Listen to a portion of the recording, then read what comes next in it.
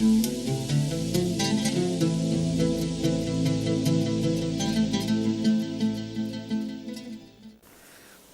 para pemirsa HTV Allah muliakan, kita kembali di Ustaz Menjawab dengan tema sumber dan kaedah hukum Islam. Sekali lagi kami informasikan kepada pemirsa HTV yang ingin mengetahui banyak tentang permasalahan agama yang sifatnya polemik terkini. Ya, ini silakan dibaca buku ini, dan saya sudah melihat ada dari sisi temanya juga sudah kita lihat luar biasa ya. Saya ingin bacakan beberapa hal yang disebutkan oleh beliau di sini, oleh narasumber kita ya, dalam buku beliau ini, misalnya berkaitan dengan hukum fikih apabila pertentangan antara asal dan zahir ya. Apabila sahih hadis, maka itulah mazhabku. Jadi bagaimana memahami teks-teks yang seperti ini boleh dibaca langsung di buku beliau ini. Kemudian juga beliau bicara mengenai suami minum susu istri misalnya. Ini pasal kalau soal-soal nikah ya. Kemudian qiyas pada ibadah. Boleh enggak qiyas pada ibadah? Beliau juga bahas tuntas di sini ya. Kemudian berkaitan dengan hitam bekas sujud solat. Nah, apakah tanda hitam itu adalah ciri dari Ahlus Sunnah wal Jamaah, dan tanda hitam ini apakah menunjukkan ketaatan kepada Allah dan seterusnya. Nah, boleh dibaca dalam buku beliau ini. Ini sangat populer nih dalam beberapa minggu ini ya. Ya, buku ini sangat populer. Pena Tengku Dayah, mengupas tuntas. Ini enggak sekedar mengupas tapi pakai bahasa lagi, tuntas. Mengupas tuntas 37 jawaban polemik terkini. Volume 1, ini masih ada volume berikutnya ya. Dan beliau juga saat ini sudah sudah banyak menulis artikel dan tulisan-tulisan di apa websitenya namanya? Blog. Iya, Kitab Kuning. Kitab Kuning. Kitab Kuning Blogspot. Blogspot.com. Kitab Kuning Blogspot.com. Nanti boleh kalau ingin kita interaktif lewat dunia maya boleh melalui Kitab Kuning Blogspot.com. Kalau interaktif boleh seperti sekarang. Mungkin berkaitan dengan sumber hukum ini, saya ingin bacakan apa yang disebutkan oleh Imam Syafi'i dalam kitab Al-Um. Ini hierarki hukum dalam mazhab Syafi'i ya. Di sini beliau katakan qala Syafi'i al-ilmu tabaqatin syatta. Al-ula al-kitab was-sunnah idza thabatat as-sunnah. Thumma ath-thaniyah al-ijma' fima laysa fihi kitab wala sunnah. والثالثة أن يقول بعض أصحاب النبي صلى الله عليه وسلم ولا نعلم له مخالفا منهم. والرابعة اختلاف أصحاب النبي صلى الله عليه وسلم في ذلك. الخامسة القياس على بعض الطبقات ولا يصار إلى شيء غير الكتاب والسنة وهما موجودان وإنما يؤخذ العلم من أعلى. Ya, Imam Syafi'i di sini menyebutkan bahwasanya ilmu itu banyak tingkatan-tingkatannya ya. Yang pertama, dalam tingkatan pertama, kitab sunnah jika sunnah itu sudah thubut, sudah valid kalau sunnah. Yang kedua ya, jadi Imam Syafi'i satu nomor saja ya, Quran sunnah itu satu nomor, okey. Yang kedua, ijma' pada sesuatu yang tidak ada Quran dan sunnah. Pada yang ketiga, qaulus sahabi. Ya, ini qaulus sahabi saya baru juga lihat di kitab Al-Um, ternyata merekomendasi qaulus sahabi sebagai sumber hukum ya. Bahwa perkataan sebagian sahabat Nabi dan tidak diketahui ada mukhalif yang menyelisihi perkataan tersebut. Misalnya perkataan Ibnu Abbas misalnya, tidak ada sahabat Nabi yang menyelisihi Ibnu Abbas, maka ucapan Ibnu Abbas itu bisa menjadikan sumber dalam hukum. Kemudian yang keempat adalah ikhtilafu ashabin Nabi sallallahu alaihi wasallam fi dzalik ya, perselisihan sahabat Nabi dalam persoalan tersebut. Ada dua perselisihan misalnya, salah satu boleh dipilih. Kemudian kelima adalah qiyas atas sebagian tabaqat yang empat tadi. Ya, apakah qiyas dasarnya Quran, dasar sunnah, dasar ijma', dasar qaulus sahabi. Wala yusaru ila syai'in ghairil kitab was sunnah wa huma mawjudani, dan tidak boleh beralih kepada sesuatu pun selain Al-Quran dan sunnah, apakah ijma', apakah qiyas, apakah qaulus sahabi, selama keduanya masih ada. Selama Al-Quran dan sunnahnya masih ada. Wa huma mawjudani wa innama yu'khadhul ilmu min a'la. Sesungguhnya ilmu itu diambil dari atas. Nah, okey. Menyangkut ini dalam kitab Al-Um juzuk 7 halaman 280. Baik. Berkaitan dengan beragam sumber hukum tadi ya. Al-Quran, sunnah, ijma', qiyas, kemudian al-masalih, al-mursalah, al-istishab dan seterusnya. Maka bagaimana misalnya melihat fenomena amalan-amalan masyarakat kita Aceh ya. apakah amalan-amalan ini sudah sesuai dengan hierarki hukum yang disebutkan oleh Imam Syafi'i ini atau bagaimana? Tafadhal. Ya. Secara umum begini, orang bermazhab itu tergantung tingkat hierarkinya. Okey. Eh, di dalam mazhab Syafi'i khususnya itu mujtahid terbagi-bagi dia, ada Okey. peringkatnya. Baik. Ada mujtahid mutlak, mustaqil Okey. seperti Imam Mazhab 4. Okey. Dia mereka ini punya metode sendiri, kemudian istinbat hukum secara mandiri berdasarkan metode yang dia punya sendiri. Di bawahnya ada jadi disebut mujtahid muntasib. Ini dalam mazhab umumnya disebut ashabul wujuh, Ashabul wujuh. orang-orang yang mempunyai pendapat wajah. Jadi mereka ini ashabul wujuh ini seperti Al-Muzani misalnya. Beliau, maka orang menyebut beliau ini mujtahid mutlak, tapi ghairu mustaqil, Ghair mustaqil. Pengertiannya tidak mandiri. tidak mandiri. Beliau dalam kurung melakukan ijtihad, mengeluarkan menetapkan hukum, tapi metode beliau taklid kepada Imam Syafi'i. Oh. Dari sisi itu maka dikatakanlah Al-Muzani itu adalah orang bermazhab Syafi'i, dinisbah kepada Syafi'i. Ya. Tapi di sisi lain sebenarnya beliau mujtahid mutlak, Oh ya, Masya tidak Allah. mengikuti Imam Syafi'i. Dalam konteks inilah maka perkataan Imam Syafi'i, jangan taklid kepada aku. Oh, ya ya ya ya. Karena memang Al-Muzani ini memang bukan mukallid. Oh. Beliau taklid dalam metode. Nah, jadi di bawahnya ada mujtahid mazhab seperti Al-Ghazali Al-Ghazali. dan Imam Haramain. Kemudian pendapat-pendapat yang berseberangan yang di dalam pengikut Imam Syafi'i ini terlalu banyak para ulama yang mempunyai penafsiran masing-masing terhadap nas-nas Imam Syafi'i. Betul, betul. Jadi disinilah pada waktu itu, pada masa sebelum muncul tarjih, jadi masyarakat ini kan kebingungan. Jadi Betul, mana sih yang menjadi mazhab Syafi'i? Oh. Maka muncullah mujtahid tarjih seperti Rafi'i, seperti Imam Nawawi. Ya ya ya ya ya. Nah, orang awam seperti kita di Aceh hari ini, Ya ya ya ya ya. inilah orang ini taklid kepada tarjih Nawawi, kalau memang bukan ahli tarjih ya. Oke oke oke. Taklid kepada tarjih Imam Nawawi dalam menentukan mana yang menjadi mazhab Imam Syafi'i.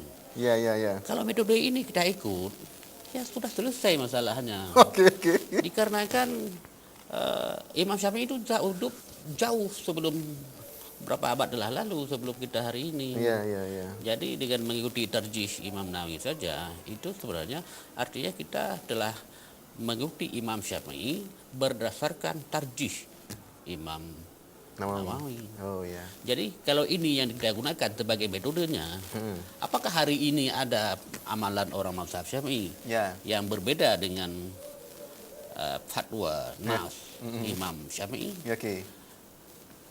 Kita rujuk saja kepada Imam Nawawi. Kalau Imam Nawawi ini salah, maka salahlah kita. Ya kan? Jadi, tapi ini ya, Ya ya ya ya. tarjih Oke. itu diikuti oleh orang yang bukan ahli tarjih. Kalau hari ini misalnya ada ulama yang punya kemampuan mentarjih mana yang jadi qaul Imam Syafi'i, ya silakan saja, nggak ada masalah. Selama memang beliau punya kemampuan untuk itu, Ya ya ya ya ya. untuk dipahami kan. Ya. Kita untuk menilai apakah sebuah amalan orang Aceh yang bermazhab Syafi'i sesuai nggak dengan nas Imam Syafi'i. Ya ya ya. Oke. Tentu kita tidak cukup hanya dengan membaca al-um doang. Ya ya ya. Karena nas Imam Syafi'i itu berserakan. Ada di Mukhtasar Muzani, Oh. ada di al-um, ada di al-imla. Ya. Kemudian ada kaul itu yang jadid, ada kaul kadim lagi. Baik. Kemudian ada dari riwayat dari mulut ke mulut, berdasarkan riwayat sanad-sanad. Betul betul betul. Nah, di sinilah pekerjaan yang sangat besar yang harus dilakukan oleh ulama untuk menyaring yang mana yang dianggap sebagai mazhab Syafi'i. Ya ya ya. Itu kebanyakan dalam Di Aceh kenapa orang rujukan utama itu kitab Minhaj? Kitab Minhaj, ya betul. Karena di dalam kitab Minhaj itu banyak sekali, hampir 20 lebih kaul qadim, kaul yang telah ditinggalkan oleh Imam Syafi'i. Oleh Imam Nawawi menetapkan itu sebagai pendapat mazhab Syafi'i yang utama. Kan? Itu artinya apa? Tentu yang 20 yang qadim ini, pendapat lama beliau waktu di Baghdad. Di Baghdad, betul. Itu tentu nggak ada di Al-Um. Bahkan tentu bertentangan dengan nas-nas yang ada di Al-Um. Nah, jadi kalau kita bawa ke situ, kok orang pegang pendapat bertentangan dengan Al-Um. Ya. Di sini juga nampak luwes bahwa dalam mazhab Syafi'i itu bukan taklid buta. Betul. Ya kan? Ada pendapat Imam Syafi'i yang sudah ditinggalkan Iya. oleh pengikutnya, justru itu yang ditarjih. Iya. Inilah termasuk bagian dari iza sahah Hadis. bahwa mazhabi. Iya. Berapa pendapat qadim dijadikan pendapat yang dipegang yang utama dalam mazhab. Iya. Ada hadis sahih yang mendukungnya. Jadi seperti itu. Baik, para pemirsa Aceh TV Allah muliakan. Silakan bagi para pemirsa Aceh TV yang ingin mengontak kita lewat interaktif, ya, kita boleh diskusi lewat interaktif dengan menghubungi nomor 0813 18 18 3008, ya. Kita ulang kembali 0813 18 18 3008. Nah, ini untuk mengirim SMS, ya, mengirim SMS boleh lewat ini atau melalui interaktif bisa seperti yang tersebut di layar televisi Anda. Baik. Di sini saya ingin bacakan apa yang ditulis oleh Al-Mukarram ini, ya, oleh Abu Alizar berkaitan dengan apabila sahih hadis maka itulah mazhabku, ya. Nah, di sini dijelaskan ungkapan dari Imam Syafi'i rahimahullah. Apakah setiap hadis yang sahih sanadnya merupakan mazhab Syafi'i? Nah, di sini disebutkan beberapa contoh, ternyata tidak seperti itu, ya. Nah, kesimpulan dari yang beliau sampaikan di sini, ya, beliau katakan bahwasanya dalam kisah yang tersebut dalam hadis ini, menurut pemahaman Imam Syafi'i, Rasulullah melamar Fatimah binti Qais untuk Usamah bin Zaid karena beliau tahu bahwa Fatimah binti Qais sudah menolak lamaran Muawiyah bin Abi Sufyan dan Abu Jaham. Karena itu Imam Syafi'i memposisikan hadis larangan meminang pinangan orang lain di atas selama pinangan tersebut tidak ditolak oleh perempuan yang dilamar. Imam Syafi'i juga bisa mengamalkan zahir hadis sahih karena faktor lain seperti hadis tersebut merupakan am yang dikhususkan dengan maksud hadis yang lain sifatnya khusus. Mungkin bisa dijelaskan lebih mendalam sedikit berkaitan dengan Imam Syafi'i meninggalkan zahir hadis sahih karena faktor lain seperti hadis tersebut merupakan am yang dikhususkan dengan maksud hadis lain yang sifatnya khusus. Ya, mungkin bisa dijelaskan. Itu sebenarnya untuk lebih kita mulai dengan contoh yang lebih gampang. Oke, boleh dipahami. Baik. Kenapa tidak semua hadis sahih Iya. itu tidak sebagai harus secara spontan dan buru-buru kita anggap sebagai mazhab Syafi'i. Iya.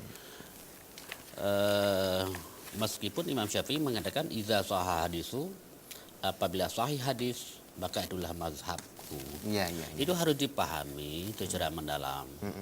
Karena apa? Itu logika pertama dulu.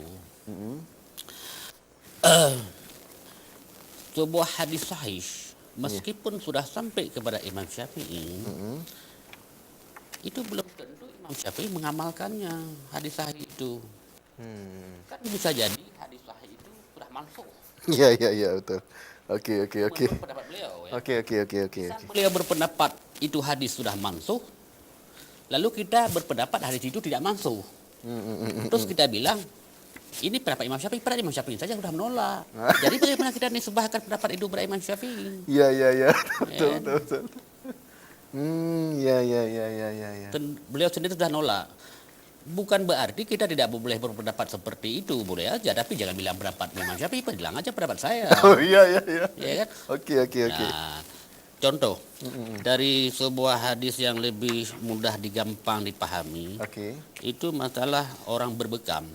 Oh iya, betul. Ya, itu hadis riwayat Bukhari itu. Orang yang berbekam dan yang dibekam itu dapat membuka puasa. Betul. Ya kan? Itu riwayat Bukhari sahih. Sahih, okey. Apa kita akan mengatakan itu pendapat mazhab Syafi'i? Karena Imam Syafi'i mengatakan idza sahha hadisu wa mazhabi, apabila sahih hadis itulah mazhabku. Padahal itu dalam Bukhari. Ya. Ya, ini artinya kenapa itu nggak bisa dianggap? Karena hadis itu memang sampai kepada Imam Syafi'i. Tapi beliau mengatakan hadis itu mansuh. Oh. Di saat beliau mengatakan hadis itu mansuh, berarti beliau tidak berpendapat, tidak mengamalkan hadis itu. Bahwa kita misalnya, katakanlah kita misalnya berpendapat bahwa hadis itu tidak mansuh. Ya nggak apa-apa. Tapi jangan bilang punya orang, bilang aja punya kita sendiri. Jangan bilang punya Imam Syafi'i. Ya. Jadi seperti itu. Seperti itu kaidah. Dalam memahami. buku ini Okey. saya sudah menggambarkan secara garis besar begini. Bisa sebuah hadis sahih dinisbahkan kepada Imam Syafi'i, kandungan maknanya, Ya. apabila diduga kuat bahwa Imam Syafi'i tidak mengamal hadis itu dikarenakan bisa diduga kuat bahwa hadis itu tidak sampai kepada beliau. Okey. Sehingga seandainya hadis itu sampai kepada beliau, maka sungguh beliau akan mengatakan dengan kandungan hadis itu. Sungguh beliau akan mengamalkan hadis itu. Ya. Oleh karena itu, kata Imam Nawawi itu ya, penjelasan Imam Nawawi tentang perkataan ijazah hadisu ini, membutuhkan orang yang memang sangat mendalam tentang fikih Syafi'i dan juga sangat mendalam tentang pemahaman terhadap Al-Quran dan hadis. Sehingga beliau walaupun bukan seorang mujtahid, minimal tidaknya mendekati seorang mujtahid. Orang inilah yang menggali semuanya, yang menentukan apakah ini sah dikatakan mazhab Syafi'i atau tidak. Dia bukan hanya baca Al-Um doang, harus baca kitab Syafi'i dalam semua lapisan, harus mengetahui pendapat-pendapat ashab Imam Syafi'i bagaimana, Ya. sehingga ada kajian yang komprehensif. Okey. Jadi tidak sepenggal-sepenggal. Baik. Jadi kalau itu terjadi dan orang itu punya kemampuan untuk menggali penelitian yang begitu dalam, Ya. sehingga maka muncullah istilah ada mazhab nakal dikutip dari ulama, ada mazhab bil wasiat. Betul. Kenapa dianggap sebagai mazhab Syafi'i? Karena ada wasiat Imam Syafi'i idza sahha hadisu fa wa mazhabi. Baik, ini ada satu contoh berkaitan dengan mazhab naqlan dan wasiatan ya. Ini ada teks yang tersebut dalam kitab Tuhfatul Muhtaj fi Syarh al-Minhaj, Kitabul Janaiz, Fasal fi Dafn wa ma yatba'u. Juz yang ketiga ya. Wa yukrahu 'ala al-madhhab naqlan la wasiyatan kama marra akhirul libas al-kufnu al-mu'asfar lirajuli wa ghairihi ya. Qawluhu naqlan la wasiyatan ay al-hukmu mabniyun 'ala ma nuqila 'an asy-Syafi'i min nassihi 'ala hill al-mu'asfar la 'ala wasiyati fa innaha tadullu ala al-hurmah ya. Jadi di sini disebutkan ada perbedaan antara apa yang dinukilkan dari Imam Syafi'i bahwa beliau membolehkan untuk memakai pakaian mu'asfar yang dicelup dengan osfur, namun dalam wasiat beliau tadi beliau sudah menyebutkan bahwa kalau menemukan hadis yang sahih itulah mazhab saya, maka dalam hadis yang sahih itu menunjukkan ada keharaman kita pakai pakaian osfur itu. Nah, kemudian disebutkan oleh Al-Imam Ibnu Hajar Al-Haytami dalam Tuhfatul Muhtaj itu, "Wakhtar al-Baihaqi wa ghairuhu wa lam yubalu binas Syafi'i." Ya, ini teksnya ini luar biasa ya. Jadi Imam Baihaqi dan yang lainnya memilih hal tersebut, memilih hadis itu bahwa haram memakai pakaian yang tercelup osfur, wa lam yubalu binas Syafi'i, dan tidak peduli dengan nas asy-Syafi'i ala hillihi. Kalau kita mau menggeluti pemikiran ulama-ulama mazhab Syafi'i dulu, itu sangat luas. Sangat luas, okey. Jadi tidak kaku. Bisa saya contoh lagi dalam Tuhfah itu. Dalam Tuhfah, baik, silakan. Imam Syafi'i mengadakan salat usta kan? Salat usta, betul. Ya, salat usta itu salat subuh kalau nggak salah saya itu. Ya, betul. Salat subuh. Ya. Tapi Ibnu Hajar mengatakan hadis sahih yang mengatakan salat usta itu salat asar. Ya. Maka beliau mengatakan inilah mazhab Syafi'i wasiatan. Wasiatan. Oke.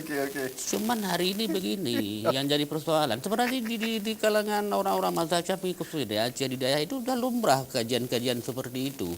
Cuman kita kadang hari ini terlalu terburu-buru. Jadi cuman hafal satu hadis sahih, nggak ada perisa entah apa, langsung bilang ini mazhab Syafi'i, hadis sahihnya satu. Cuman modalnya cuman satu hadis sahih aja. Iya. Nah inilah yang jadi persoalan. Iya. Sehingga kalau itu yang jadi pegangan cara berpikir, maka semua yang ada dalam zahir hadis sahih, semua itu jadikan mazhab Syafi'i. Jadi yang mana jadi mazhab Hanafi nanti. Nah, inilah persoalannya. Iya, betul. Ya, baik. Ada ungkapan dari Al-Imam Asy-Syafi'i sendiri kepada Al-Imam Al-Muzani. Ya. Beliau mengatakan bahwa Al-Muzani nasiru madhabi. Muzani ini adalah penolong mazhabku. Itu mungkin bisa dijelaskan makna dari ungkapan Imam Syafi'i ini. Ya, itu kan bisa kita lihat sendiri bahwa Muzani itu juga mengarang kitab Mukhtasar Muzani. Oke. Mukhtasar Muzani itu merupakan kutipan ucapan-ucapan Imam Syafi'i. Makanya apa yang ditulis oleh Muzani dalam Mukhtasar Muzani itu dianggap sebagai mazhab Syafi'i, tentu dengan segala penafsiran segala macam kan. Jadi beliau sangat aktif menyebar mazhab Imam Syafi'i. Dia dalam sejarah itu mazhab tergantung sama pengikutnya.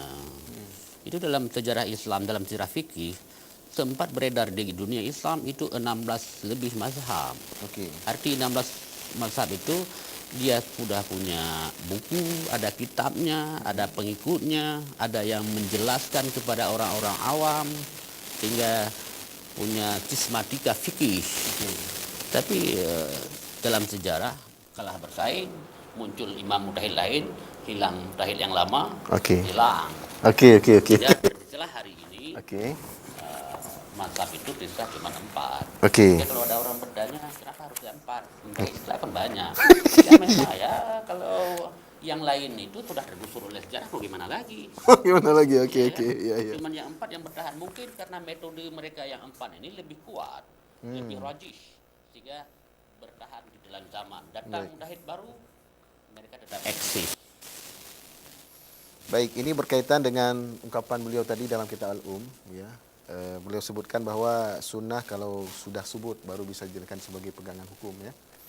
Alkitab sunnah was sunnatu idza thabatis sunnah. Jika sunnahnya ini sudah sabit, sudah valid. Nah, sering kita lihat dalam teks-teks kitab fiqih dalam mazhab Syafi'i itu kata-kata faqad warada. Sungguh telah warid. Nah, jarang ada kata-kata faqad thabata. Nah, bila kita menemukan teks-teks seperti tadi, faqad warada, apa yang harus kita lakukan? Apakah boleh kita langsung sebutkan itu hadis atau bagaimana? Sepengetahuan saya, itu kalau disebut warada, itu karena konteks pembicaraannya adalah masalah fadailu amal.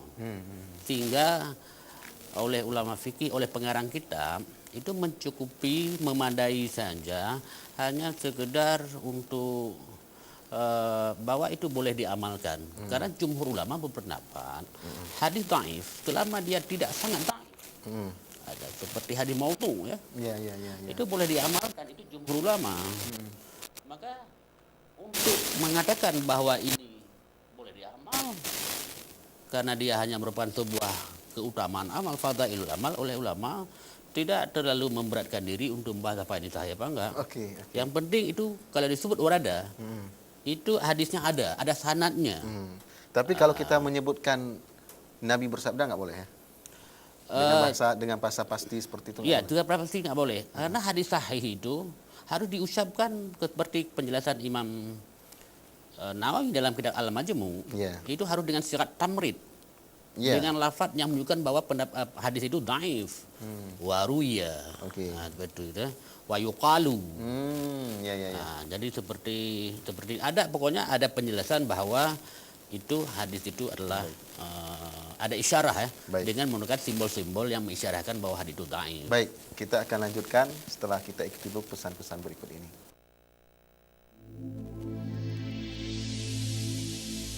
Wabarakatuh.